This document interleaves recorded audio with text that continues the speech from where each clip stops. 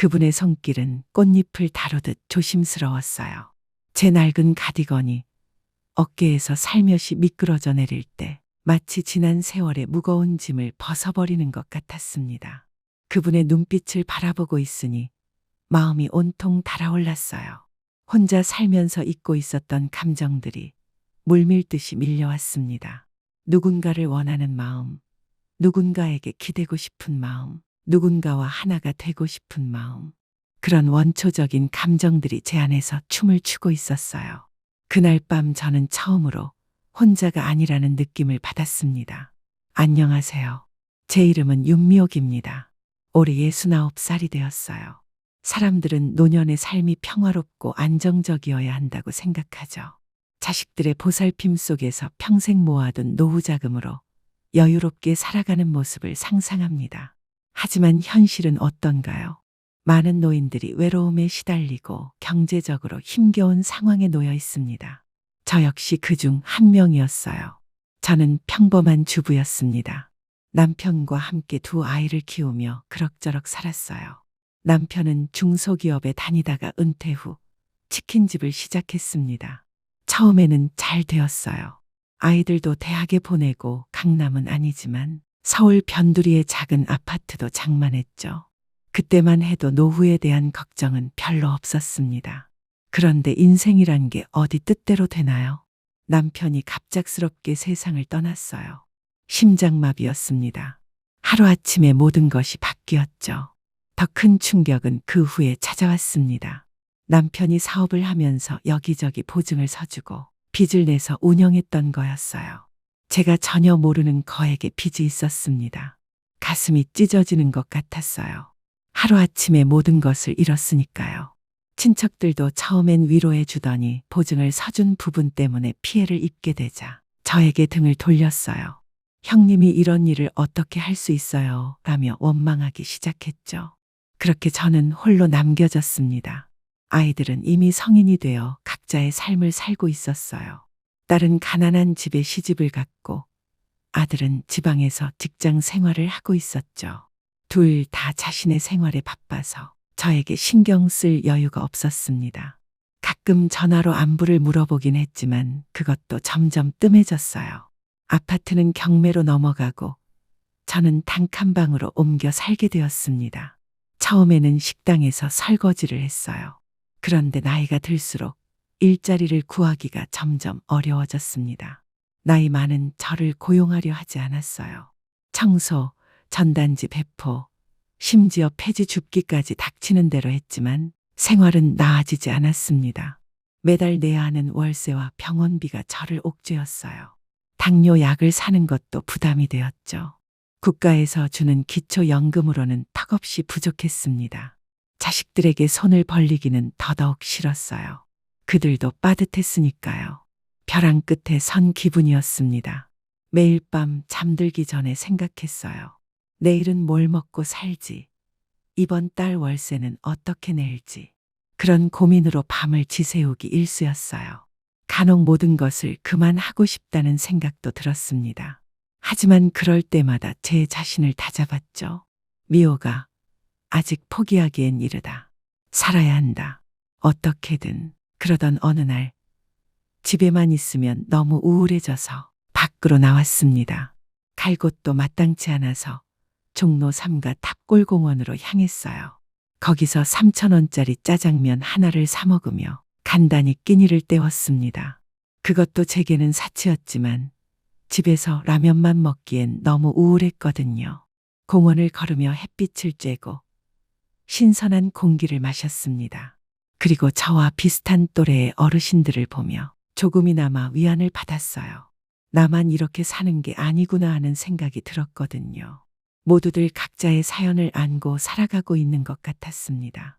그러다가 바둑을 두는 할아버지들을 발견했어요. 진지하게 바둑판을 바라보는 모습이 인상적이었습니다. 문득 돌아가신 아버지가 바둑을 좋아하셨던 기억이 떠올랐어요. 아버지는 늘 바둑은 인생과 같다고 말씀하셨거든요. 어려서는 무슨 뜻인지 몰랐는데 이제야 조금 알 것 같았습니다. 호기심에 이끌려 바둑판 주변에서 구경하기 시작했어요. 그러다가 한 할아버지와 눈이 마주쳤습니다. 깔끔한 차림새에 온화한 인상을 가진 분이었어요. 그분이 먼저 말을 걸어주셨습니다. 바둑을 좋아하시나 봐요. 아, 네. 제 아버지께서 바둑을 좋아하셔서 어릴 때 조금 배웠거든요. 그렇게 자연스럽게 대화가 시작되었습니다. 그분의 이름은 강봉수였어요. 71살이라고 하셨죠. 저보다 2살 위셨습니다. 부인을 5년 전에 암으로 먼저 보내고 혼자 살고 계신다고 했어요. 요즘 바둑을 둘 상대가 없어서 이렇게 공원에 나와요. 자식들은 바빠서 연락도 잘 안 하고 집에 혼자 있으면 답답해서 견딜 수가 없어요. 그 말에 깊이 공감했습니다. 저 역시 그런 외로움을 너무나 잘 알고 있었으니까요. 우리는 그날 오후 내내 이야기를 나누었습니다. 젊은 시절 이야기, 자식들 이야기, 건강 이야기까지. 오랜만에 누군가와 진솔한 대화를 나누니 마음이 한결 가벼워졌어요. 그 후로 저는 매일 탑골 공원에 나가게 되었습니다. 바둑 구경을 핑계로 봉수 씨와 만나는 것이 하루 중 가장 기다려지는 시간이었어요. 그분도 저를 기다려 주시는 것 같았습니다. 어느 날 봉수 씨가 바둑에서 계속 지자 심술이 난 듯 혼자 앉아 있었어요. 저는 용기를 내어 다가가서 말했습니다. 아버지께서 가르쳐 주신 수가 있는데 한번 해보시겠어요? 그분의 눈이 번뜩 빛났어요. 어디 한 판 더 볼까요? 그렇게 우리는 바둑을 두기 시작했습니다. 아버지께 배운 것이 도움이 되었는지 제법 괜찮은 실력을 보였어요. 봉수 씨는 놀라워하며 말씀하셨습니다. 아버님이 바둑을 정말 잘 가르쳐 주셨네요. 실력이 상당해요. 그 말에 마음이 뿌듯했습니다. 오랜만에 누군가에게 인정받는 기분이었거든요. 다른 바둑 치는 할아버지들도 우리를 보며 미소를 지었어요. 그렇게 우리는 매일 탑골공원에서 만나 바둑을 두고 이야기를 나누었습니다. 처음엔 그저 외로움을 달래기 위한 만남이었지만 점점 서로에게 특별한 존재가 되어가고 있었어요. 봉수 씨는 제가 어려운 처지에 있다는 것을 눈치채고 계셨지만 직접적으로 묻지는 않으셨어요. 대신 가끔 점심 한 끼 같이 하시더라며 자연스럽게 식사를 대접해 주셨습니다. 그런 따뜻한 마음씨가 고마웠어요. 시간이 지나면서 저는 봉수 씨에게 조금씩 제 이야기를 털어놓기 시작했습니다. 남편을 잃고 혼자 남겨진 이야기, 경제적으로 어려운 상황, 자식들과 소원해진 관계까지. 그분은 제 이야기를 끝까지 들어주시며 고개를 끄덕이셨어요. 저도 비슷해요. 아내가 떠나고 나서 5년 동안 뭘 했는지 모르겠어요. 아침에 일어나도 기다리는 사람이 없고 밥을 먹어도 함께할 사람이 없었어요. 자식들은 각자 바쁘다고 하고 그분의 말에 가슴이 아팠습니다. 우리는 서로 다른 종류의 상실을 겪었지만 그 깊은 외로움은 같았거든요. 미옥 씨를 만나면서 제가 다시 살아있다는 느낌을 받았어요. 누군가 제 이야기를 들어주고 함께 웃어줄 사람이 있다는 게 얼마나 소중한 일인지 몰랐어요. 그 말에 저도 눈물이 날 것 같았습니다. 저 역시 같은 마음이었거든요. 이렇게 해서 우리의 특별한 인연이 시작되었습니다. 매일 탑골공원에서 만나 바둑을 두고 서로의 이야기를 나누며 조금씩 가까워져 갔어요.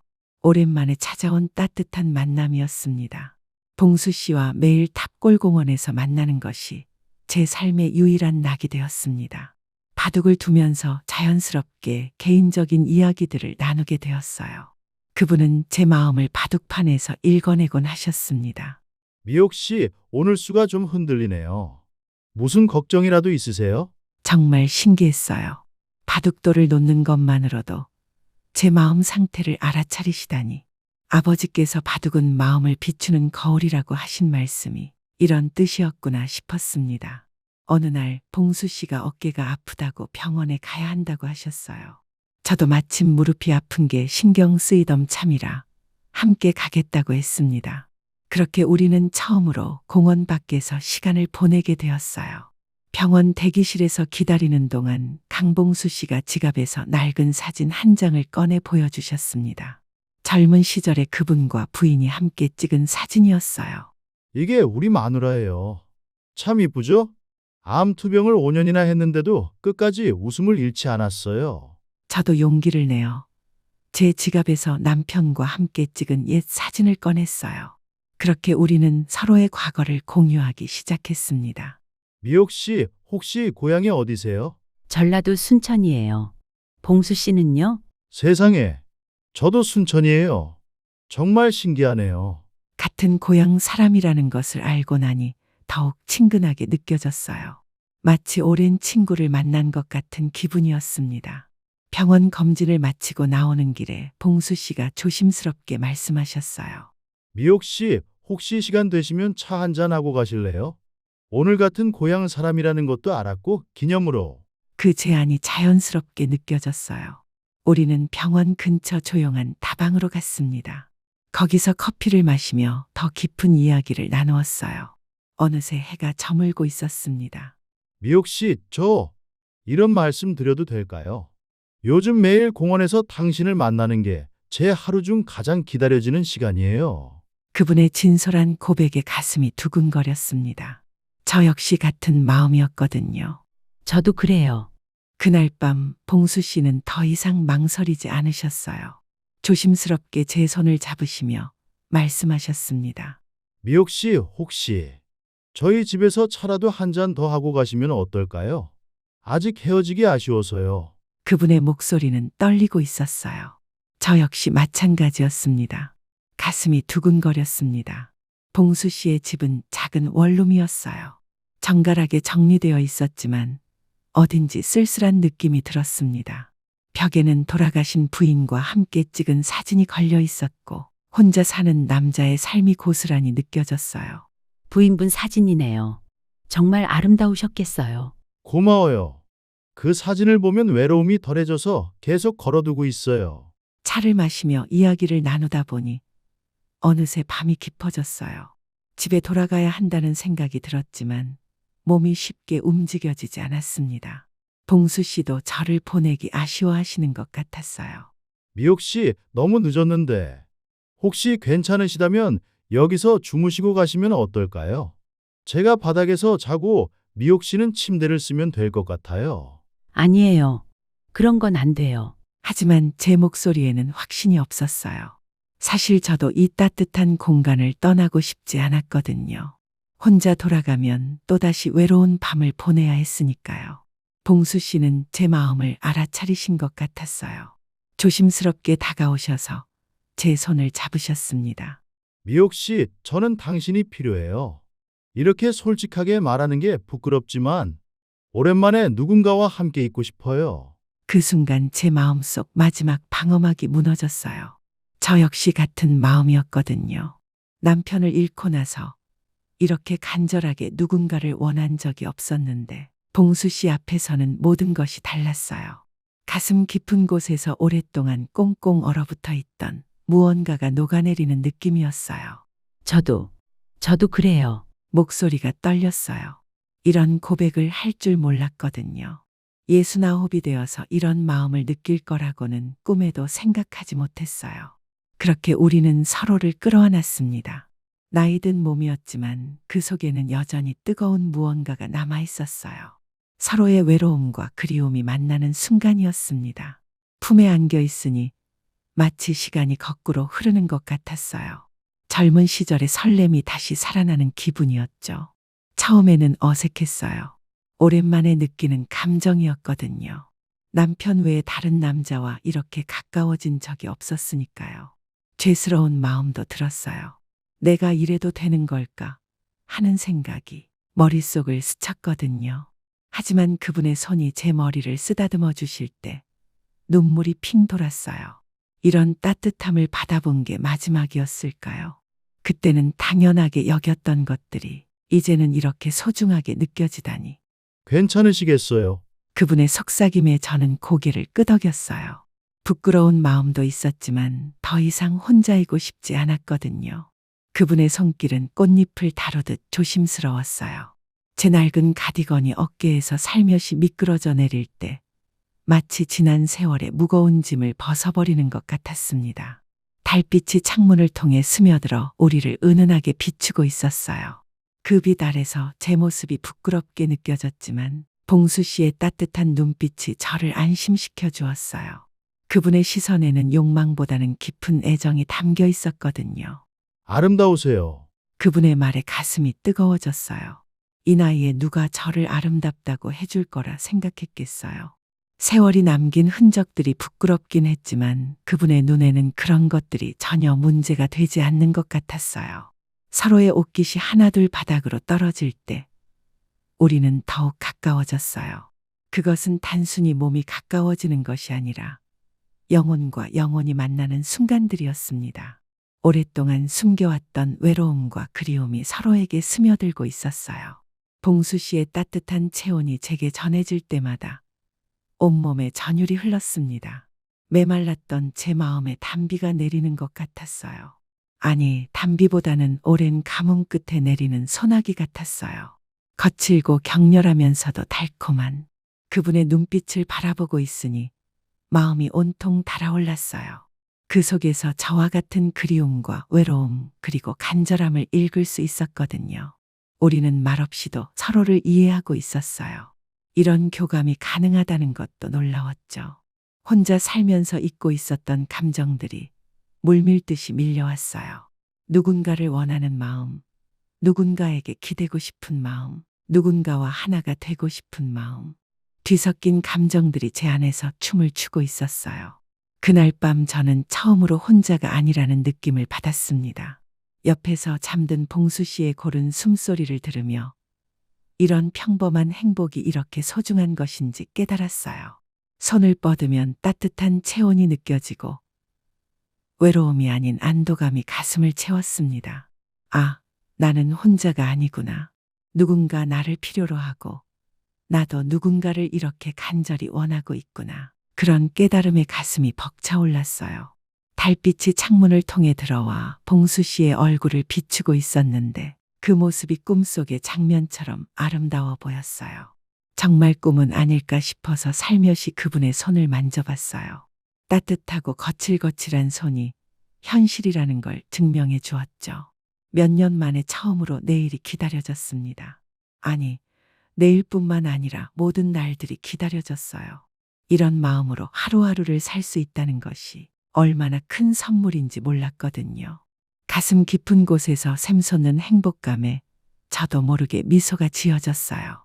새벽에 잠깐 깨어났을 때 봉수 씨가 저를 바라보고 계셨어요. 잠이 안 오세요? 아니에요. 너무 행복해서 잠이 안 와요. 꿈인지 현실인지 모르겠어요. 그분의 말에 저도 미소가 지어졌어요. 정말 꿈만 같았거든요.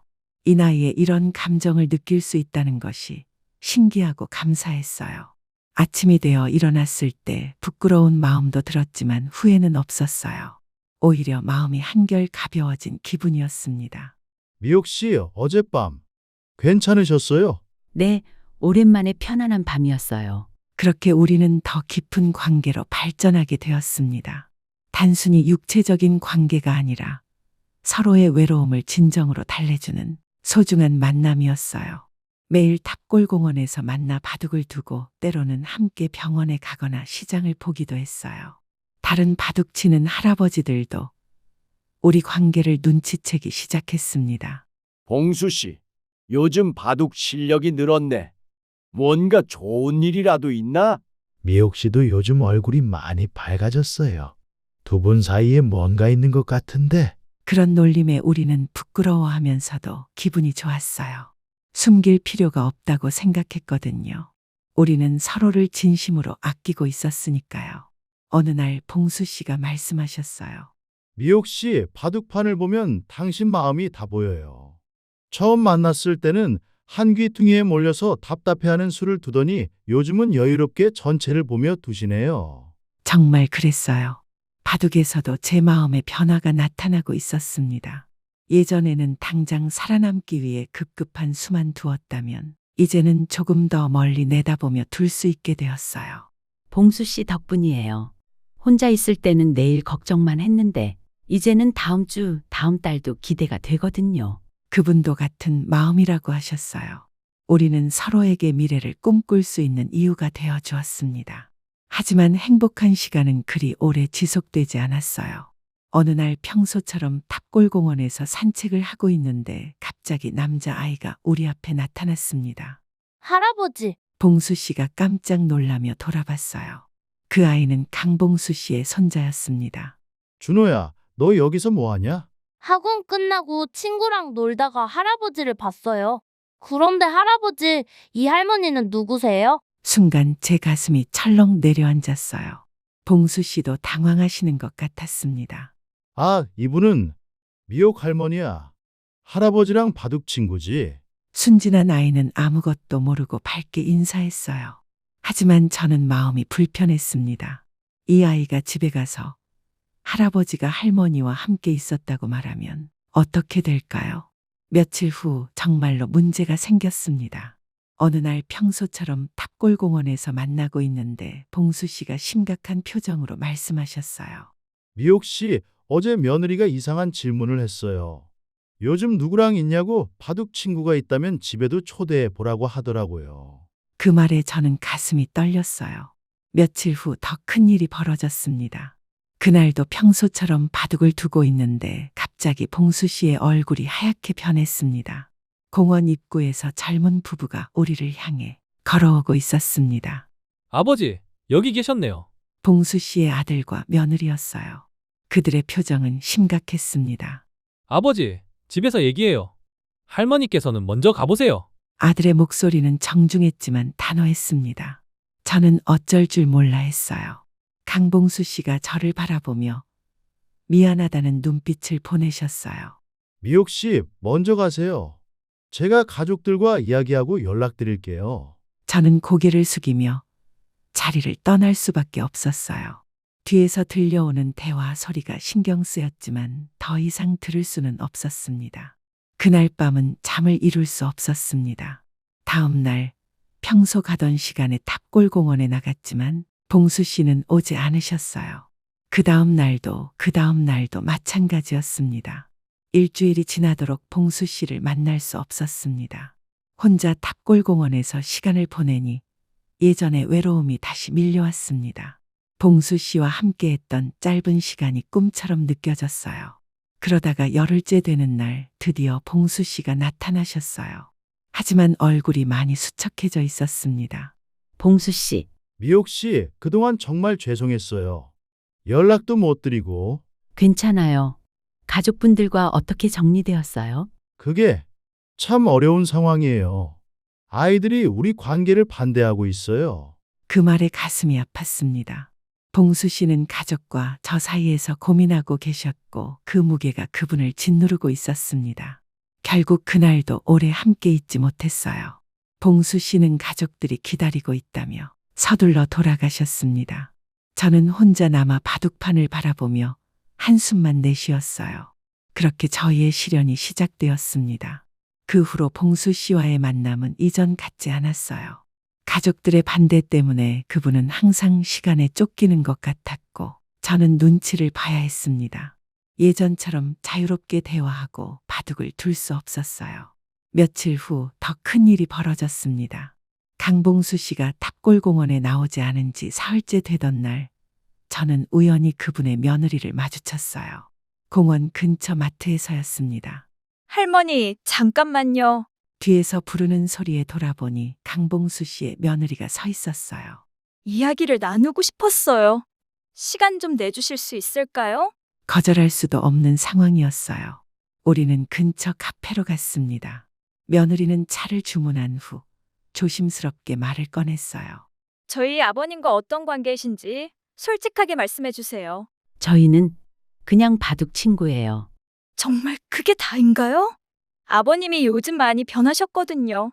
며느리의 목소리에는 걱정이 담겨 있었어요. 강봉수 씨를 미워해서가 아니라 정말로 걱정되어서 이런 말을 하는 것 같았습니다.